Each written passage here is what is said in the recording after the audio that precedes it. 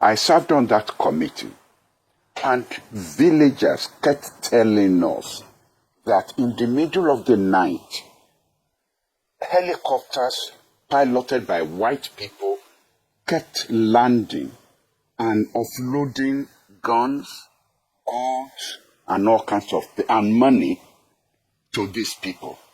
Now, so guys, Trump is out for Nigeria, but I tell you, it's for the good of this country. So this prof, who one time sat over a security committee, has come out to make some shocking revelation. He said while he was presiding over this committee that sees to security in Nigeria, that they were being given some tip-off by villagers that they saw some helicopters and planes dropping arms and money around their village.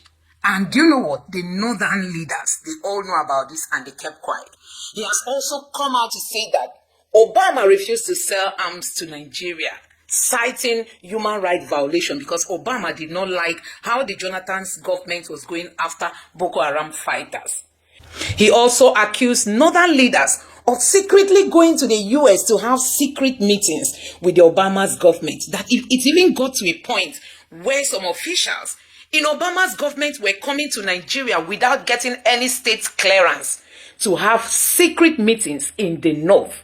That it got so bad and it was obvious that Obama has a hand in Boko Haram existence in Nigeria. So guys, you need to listen to what this prof said. Honestly, it is so irritating to hear this kind of information that even the north knew about this, the northerners.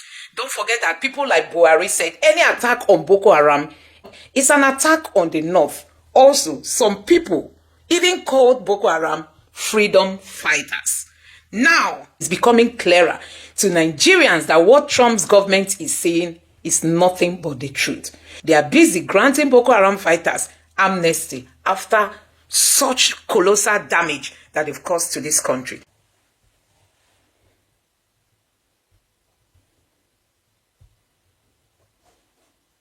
I served on that committee, and villagers kept telling us that in the middle of the night, helicopters piloted by white people kept landing and offloading guns, arms, and all kinds of things, and money to these people. Now, villagers they don't even know who these white people are, and they have no reason to lie to us. Now, we made a mistake. When I said some of us on the Boko Haram committee made a mistake. We thought it was the French that were doing this. Now we have an American congressman said, no, it was the Americans who were doing this. And when you then add that to the Obama administration refusing to sell weapons to us, to Nigeria, on the grounds that we had human rights violations in the way we were dealing with Boko Haram, not in the way we were dealing with ordinary Nigerians where there were no security issues. Then we got a plane that was going to go and buy weapons in South Africa. Someone tipped off the South Africans. It wasn't a Nigerian who tipped off the South Africans. Who tipped off the South Africans? You have to come to a conclusion that it has to be a power that had access to information and that was able to do that. No, please, I just wanted to ask something. Did the villagers identify the people dropping the weapons as Americans? That's just all I want to ask. Did the villagers also tell you that, they were Americans, they spoke English? I just want to identify that, sir. Did the villagers also identify them as Americans? I just told you. Now, Rufai, if you are not going to listen to me, I will stop talking so you can continue doing the talking. I have said so. I said the villagers knew these were white people. And I said we who were on that committee made the mistake of thinking they were French. But now it is an American congressman who's telling us that it was the Americans who did this. And you're asking me whether the villagers told us they were American.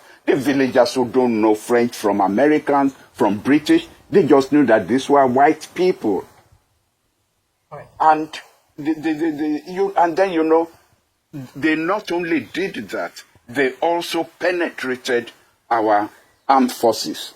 Because as behind the scene, our boys will tell us that there were times when they will have Boko Haram people in the sight of their guns, and they will now ask their headquarters for permission to open fire, only for their superior officers to tell them to pull back and not open fire.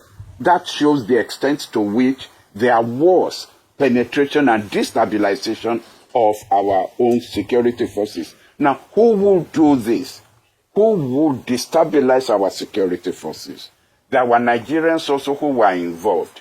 And this is where I'm going to be careful. I'm not going to mention names, but people who were going to the United States, who were leading delegations to the United States during this period. Our ambassador there, unfortunately, is dead now, but he wrote reports about the activities of these Nigerians, some of them governors, who were involved with the State Department and who were also